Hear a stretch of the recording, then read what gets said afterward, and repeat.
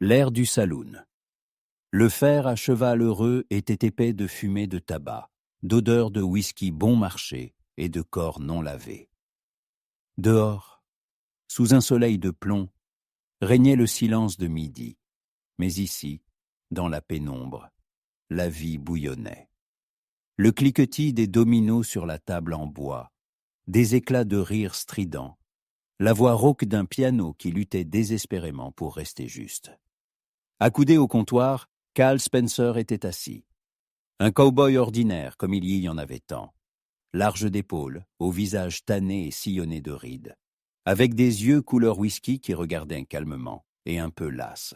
Il portait une veste de cuir usé, un jean imprégné de la poussière de nombreuses routes, et de lourdes bottes qui avaient connu la neige et la chaleur. À sa ceinture reposait un Colt Peacemaker, un fidèle compagnon qui ne l'avait jamais trahi. Cal venait de rentrer d'une longue transhumance et sa poche, à sa grande satisfaction, n'était pas vide.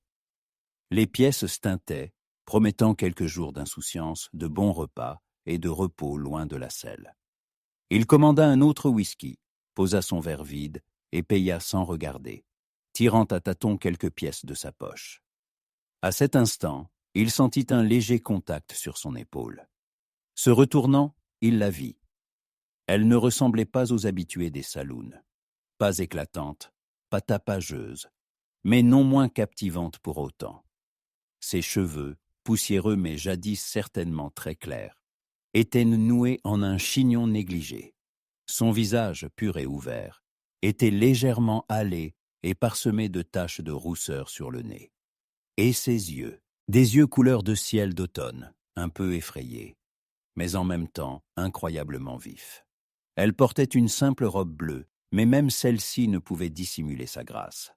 Elle se tenait trop près, et elle ne sentait pas le whisky, mais quelque chose d'indéfinissablement frais, peut-être la pluie et les fleurs sauvages. « Excusez-moi, monsieur, » dit-elle d'une voix douce, comme le bruissement des feuilles. « Pourrais-je vous demander si vous avez vu mon frère? Il était censé être ici. » Cal, un homme qui savait lire les gens aussi bien qu'une trace sur la terre sèche, ne décela aucune tromperie en elle. Il y vit plutôt du désespoir et de l'embarras. Il secoua la tête, et son regard s'attarda sur elle plus longtemps qu'il n'aurait dû. À cet instant, alors que son attention était entièrement absorbée par elle, il sentit un léger mouvement, à peine perceptible. Comme une ombre qui glissait à côté de lui. La jeune femme tressaillit légèrement, comme si elle se réveillait d'une fascination, et recula rapidement. « Merci, monsieur. Je vais le chercher ailleurs. » Elle fit volte-face et quitta précipitamment le saloon. Cal, revenant lentement à la réalité, se tourna vers le comptoir. Il paya sa boisson et porta la main à sa poche pour y ranger le reste de son argent. Sa main ne rencontra que le vide, rien. Sa poche était vide. La sensation fut celle d'un coup de poing dans le ventre. Il comprit instantanément. Pas de frère, pas de hasard. C'était elle. La jeune femme aux yeux couleur de ciel d'automne. Elle venait de lui faire les poches. En un bond, Cal fut à la porte. Le soleil lui aveuglait les yeux, et il scruta rapidement les alentours. La rue principale de la petite ville, composée de quelques masures, du saloon et de l'épicerie, était déserte. Il ne remarqua qu'une ombre furtive qui tournait dans une ruelle entre deux bâtiments. Cal se mit à courir, ses lourdes bottes martelant sourdement la terre poussiéreuse. Dans la ruelle, il la vit. Elle marchait vite, la tête baissée, sans même se retourner. « Hé !» cria Cal. Elle ne s'arrêta pas. Au contraire, elle accéléra le pas. Cal, qui n'avait pas l'habitude d'abandonner, se lança à sa poursuite. Il courut derrière elle dans les rues poussiéreuses, passant devant les habitants stupéfaits qui regardaient par les fenêtres. Elle était rapide et agile, comme une chatte sauvage. Il la vit, sa robe bleue scintillant entre les maisons. Puis elle tourna sur un sentier menant à la prairie. Cal ralentit le pas. Ce sentier ne menait nulle part. Vers la prairie, qui s'étendait sur des centaines de kilomètres, immense et dangereuse. Il aurait pu la rattraper, c'était évident. Mais après, reprendre l'argent, et c'est tout. À ce moment-là, il ressentit quelque chose de plus fort que la colère. La curiosité. Les mystères se l'avaient toujours attiré. Et cette jeune femme, avec ses yeux effrayés et ses mains agiles, était une véritable énigme. Il se tenait au milieu de la rue, la gorge sèche et le pouls accéléré, regardant sa silhouette se dissoudre peu à peu dans la brume. Elle avait disparu, comme si elle n'avait jamais existé. Cal resta là quelques minutes de plus, puis retourna au saloon. Il savait qu'elle reviendrait. Ces gens-là reviennent toujours quand ils pensent qu'on les a oubliés. Il savait qu'il ne se contenterait pas de récupérer son argent. Il voulait comprendre qui elle était. Et pourquoi lui, qui en avait tant vu dans sa vie, n'avait pas remarqué ça. Tromperie. C'était son amour-propre blessé, mais aussi quelque chose d'autre. Quelque chose de plus profond qu'il ne pouvait pas encore s'expliquer. Il commanda un autre whisky, mais ne s'en enivrait plus. Il ne pensait qu'à elle, à la jeune femme aux yeux couleur de ciel d'automne. Cal Spencer n'était pas un homme qui croyait en la chance. Il croyait au travail acharné et à l'œil perçant. Et ses qualités ne l'avestaient pas trahi. Le lendemain, il sella sa fidèle monture, un hongre nommé Copper, et prit le même sentier que la jeune femme avait emprunté la veille. Il ne doutait pas qu'elle l'avait quitté. Ce sentier était trop ouvert, trop évident. Un voleur aussi habile ne courait pas en ligne droite. Il avançait lentement, scrutant attentivement le sol. La poussière et l'herbe desséchée contenaient de nombreuses traces, mais Cal, comme un limier, repérait ce qu'il cherchait. Il cherchait les empreintes de petites bottes soignées. Et il les trouva. Elles s'éloignaient, verdées.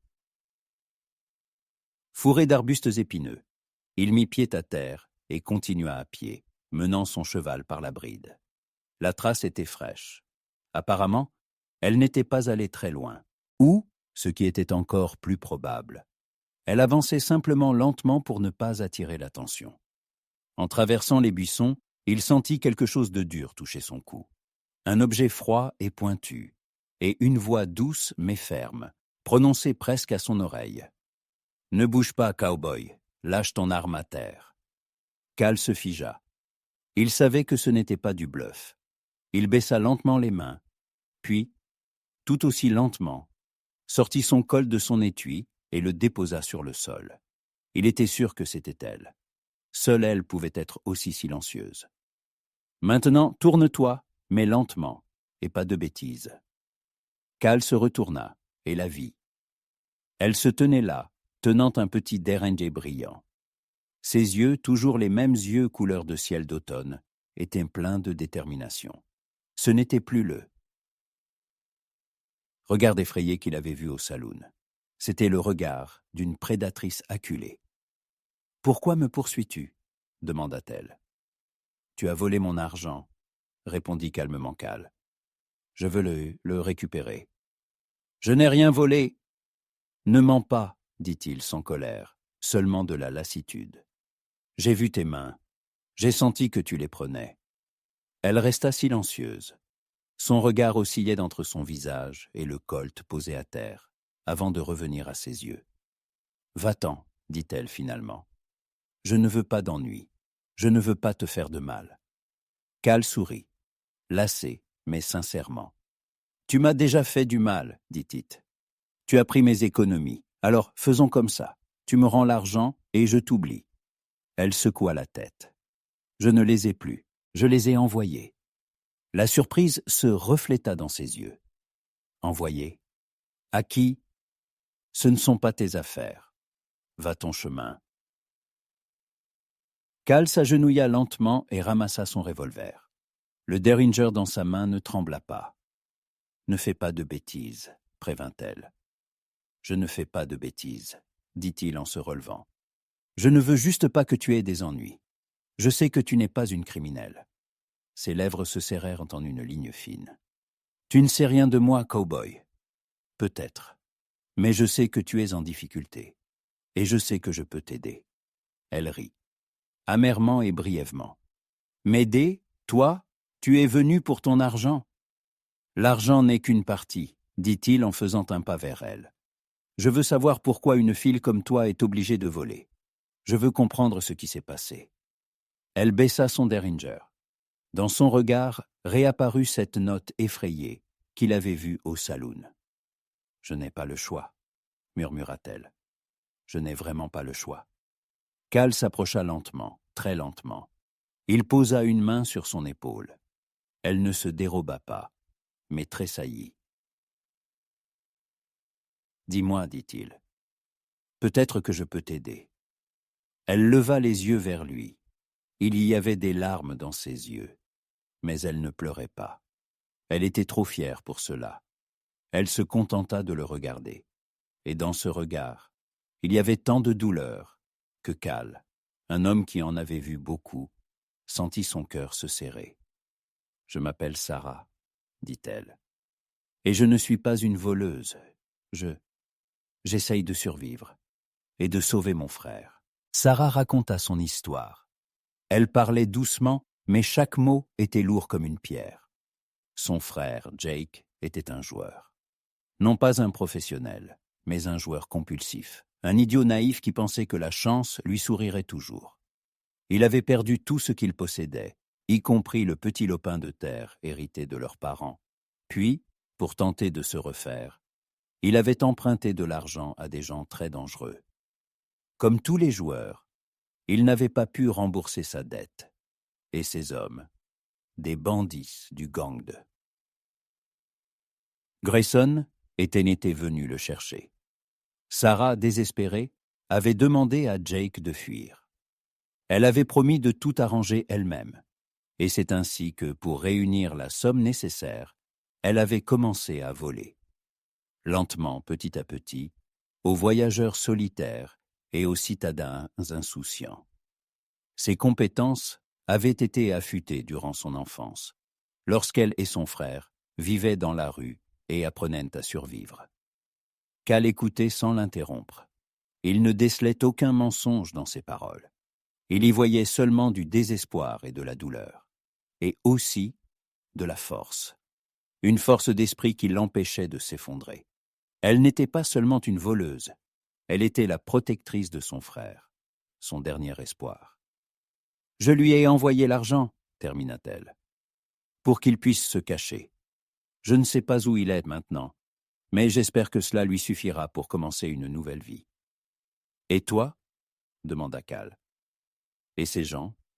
Ils ne t'oublieront pas, n'est-ce pas ?»« Je sais. » Elle baissa les yeux. « Mais je lui ai promis que tout irait bien. Je ne peux pas le décevoir. » Cal sentit quelque chose de nouveau en lui. Pas seulement de la curiosité, mais un désir d'aider. Il n'était pas un chevalier en armure étincelante, mais un homme honnête qui ne pouvait rester indifférent face à l'injustice. « Tu ne pourras pas leur échapper, » dit-il. « Ils te trouveront. »« Je sais, » répéta-t-elle. « Mais je me battrai. Je ne me rendrai pas. »« Je vais t'aider, » dit Cal. Elle leva sur lui des yeux pleins de méfiance. « Pourquoi ? Tu ne me connais même pas. »« Je sais que tu es quelqu'un de bien, » répondit-il. « Et je sais que tu es en difficulté. Et je n'aime pas quand on fait du mal aux gens bien. » Il vit quelque chose s'allumer dans ses yeux.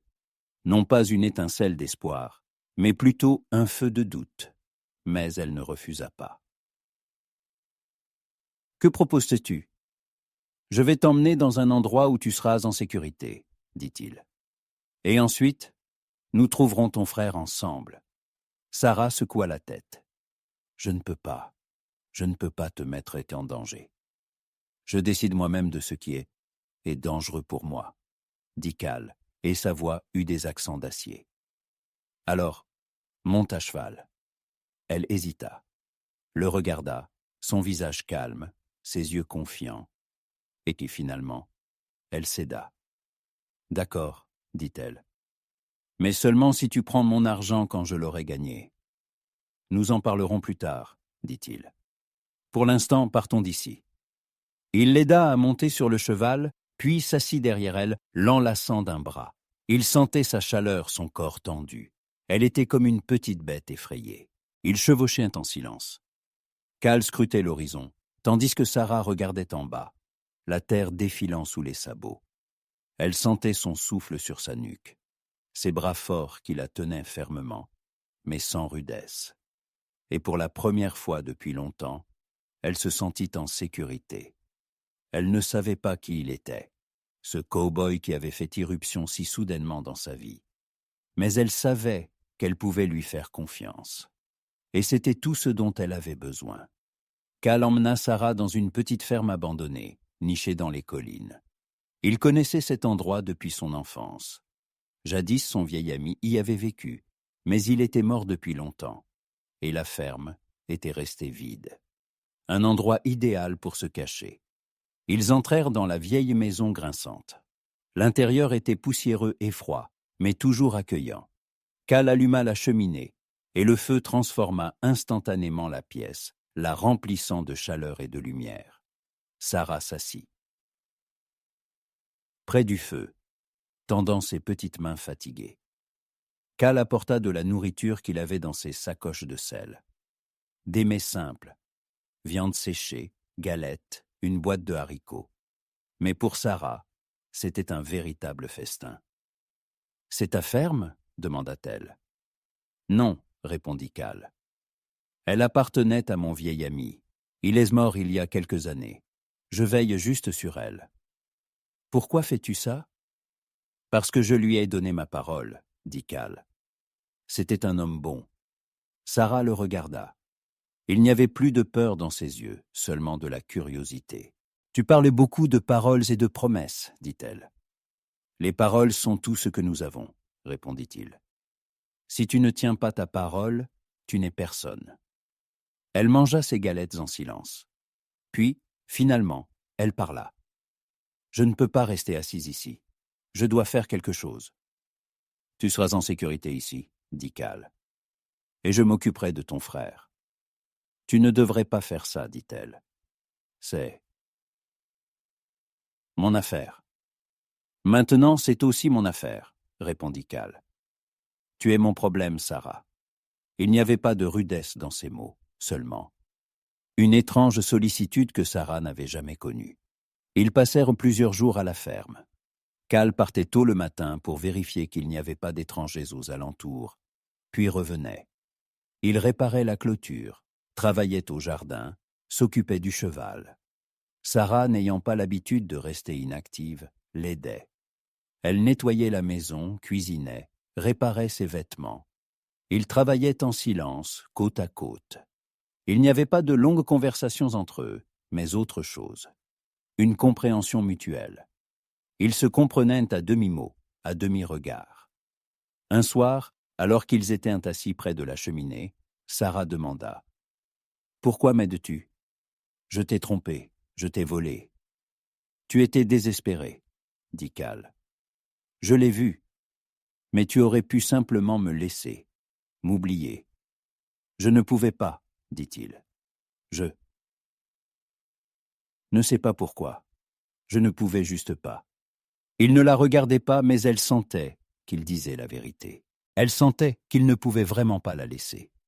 Et c'était le sentiment le plus incroyable qu'elle ait jamais éprouvé. Le sentiment que quelqu'un se souciait d'elle. Non pas parce qu'il le devait, mais parce qu'il le voulait.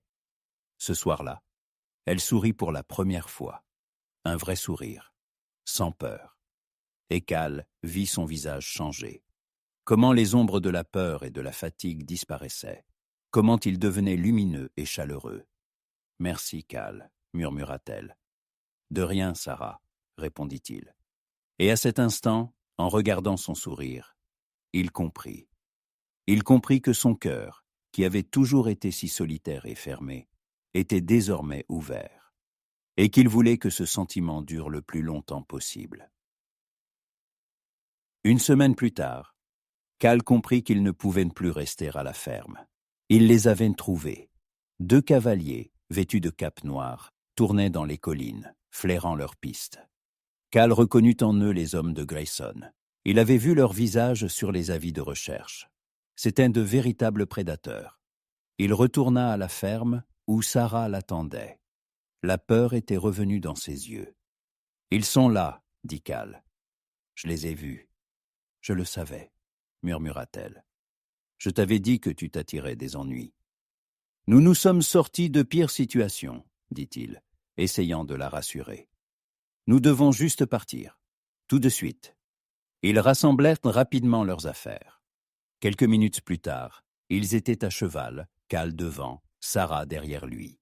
Ils galopèrent à travers les collines, essayant de semer leurs poursuivants. Mais ceux-ci étaient tenaces. Ils ne lâchaient pas. « Où allons-nous » demanda Sarah, la voix tremblante de peur. « En ville » répondit Cal. « Dans la vallée d'Arizona. Il y a un shérif là-bas qui n'aime pas les bandits. Il nous aidera. » Mais ils n'eurent pas le temps. À l'horizon, d'autres cavaliers apparurent. Ils étaient encerclés. Cal mit pied à terre et sortit son colt. Sarah, un derringer à la main, se tenait derrière lui. « Te voilà, cowboy !» La voix rauque de Grayson parvint de derrière ses hommes. « Je savais bien que tu serais quelque part près d'elle. »« Et toi, ma jolie ?» Son regard passa à Sarah. « Tu pensais pouvoir me voler et t'en tirer sans rien. »« Je ne t'ai rien volé, » dit Sarah, sa voix ferme malgré la peur. « Peu importe, » rit Grayson. « Tu es lié à quelqu'un qui me doit, ce qui signifie que tu me dois aussi. » Cal fit un pas en avant. « Ne la touche pas. »« Et que vas-tu me faire, cowboy ?» Grayson sortit son revolver. « Tu as un seul revolver, et nous sommes 6. » Cal sourit. « Je n'ai pas qu'un revolver. J'ai aussi ma tête sur les épaules. » À ce moment-là, alors que Grayson était distrait par ses paroles, Cal fit un mouvement brusque. Il ne tira pas, il se jeta en avant, essayant de protéger Sarah. La fusillade commença. Les balles sifflaient au-dessus de leur tête. Cal, tirant à 2 mains, réussissait à riposter. Il était rapide et précis. Mais ils étaient trop nombreux. Il sentit une douleur aiguë à l'épaule. Une balle l'avait touché. Il tomba sur un genou, mais ne lâcha pas son revolver. Il continua de tirer jusqu'à ce qu'il ne lui reste qu'une cartouche. À cet instant, il entendit le cri de Sarah. Elle tira avec son derringer, touchant l'un des bandits à la jambe. Cela distraya Grayson, et il commit une erreur fatale. Cal, profitant de l'instant, tira. Une seule balle, en plein dans le mille. Grayson s'écroula. Ses hommes, voyant leur chef mort, ne se battirent pas. Ils montèrent à cheval et s'éloignèrent au galop, abandonnant leur leader. Cal se releva lentement. Il était blessé, mais pas mortellement. Sarah courut vers lui, les yeux pleins de larmes. « Tu es blessé » murmura-t-elle. « Tout va bien » répondit-il en essayant de sourire. « Tu vas bien ?»« Oui. » Elle hocha la tête. « Tu m'as sauvé. » Cal baissa son revolver. « Non, Sarah, dit-il. Nous nous sommes sauvés mutuellement. » Il la regarda. Elle était couverte de poussière. Sa robe était déchirée, mais elle était magnifique. Elle était forte et courageuse, et il était fier d'elle. Il ne savait pas ce qui allait se passer ensuite, mais il savait qu'ils avaient traversé cela ensemble, et c'était le plus important. Cal et Sarah atteignirent la vallée d'Arizona. Sa blessure n'était pas profonde, mais nécessitait des soins. Le shérif de la ville, un homme âgé et sévère aux yeux bienveillants, leur apporta son aide. Il écouta leur histoire, examina le badge de Grayson que Cal avait retiré du corps du bandit et hocha la tête. « Vous avez fait du bon travail, les jeunes, » dit-il. « Vous avez accompli ce que tous les shérifs du comté n'ont pas pu faire. » Il leur donna de l'argent pour commencer et leur proposa de rester. Cal et Sarah acceptèrent. Ils louèrent une petite chambre à l'hôtel et pour la première fois depuis longtemps, ils purent se détendre. Cal était assis près de la fenêtre, regardant le soleil couchant. Sarah était assise à côté de lui, lui tenant la main. Elle ne dit pas un mot. Elle était simplement là. « Et maintenant ?» demanda-t-elle. « Je ne sais pas, » répondit Cal. « Mais je sais que je ne veux pas que tu partes. » Elle sourit. « Je ne partirai pas. Je n'irai nulle part. » Ils retrouvèrent Jake. Il était dans une autre petite ville, se cachant sous un autre nom. Sarah le localisa avec l'aide du shérif et lui envoya une lettre. Il arriva en Arizona et, en voyant Sarah saine et sauve, il pleura. Il raconta qu'il avait enfin arrêté de jouer et qu'il travaillait désormais dans une ferme, gagnant honnêtement sa vie. Il remercia Cal, mais Cal lui dit qu'il n'avait pas besoin de le faire. « Ta sœur est tout ce dont tu as besoin, dit-il. Prends soin d'elle. » Jake partit et ils restèrent tous les deux, Cal et Sarah. Ils travaillaient en ville. Il aidait le shérif et elle travaillait à l'épicerie. Ils gagnaient leur argent honnêtement et avec acharnement. Ils s'achetèrent une maison, pas grande mais confortable, et ils commencèrent une nouvelle vie. Un soir, alors qu'ils étaient assis sur le porche, Cal sortit son portefeuille de sa poche. Il était vide. Il sourit. « Tu sais, dit-il, je n'ai jamais récupéré mon argent. » Sarah sourit. « Mais tu as eu quelque chose d'autre. » Elle posa sa main sur la sienne.